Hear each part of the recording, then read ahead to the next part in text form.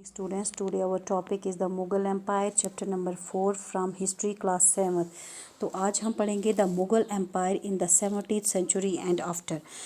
यहाँ पर हम एडमिनिस्ट्रेशन एंड मिलिट्री एफिशिएंसी की बात करेंगे। जो मुग़ल एम्पायर में एम्परर जो थे, देखिए कोई इस टाइम पर एडमिनिस्ट्रेटिव एंड मिलिट्री पॉलिसी जितनी भी बनाई गई उसकी वजह से इनको काफ़ी इकोनॉमिक एंड कमर्शियल प्रॉस्पेरिटी इन्होंने देखी। और इंटरनेशनल ट्रैवलर्स जितने भी आए उन्होंने भी यही कहा कि इन्होंने इकोनॉमिक एंड कमर्शियल ग्रोथ काफ़ी अच्छा किया है।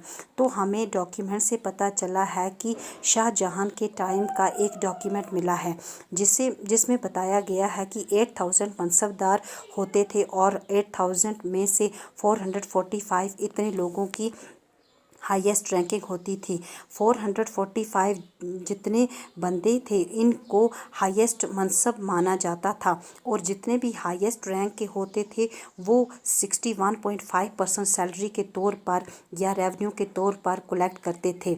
और इसी वजह से पीजेंट्री के पास कुछ नहीं बचता था। इनको एक एडिशनल रिसोर्स के लिए भी उनके पास पैसा नहीं होता था कि वो उस पर इन्वेस्ट कर पाएँ। मिनिस्ट्री पीजेंट्री और अपनी प्रोडक्टिविटी को इंक्रीज़ कर पाएँ करते हैं।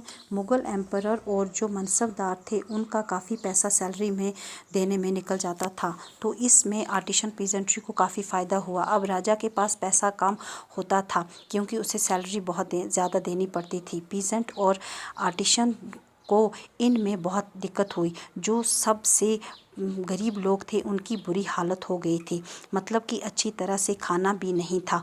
प्रोडक्ट ज़्यादा हो इसलिए भी कुछ नहीं किया जा रहा था। जो पैसे वाले आर्टिशन थे या पीजेंट्री थे या बैंकर्स थे उनको काफ़ी मुनाफा हुआ और गरीब को बहुत ज़्यादा नुकसान।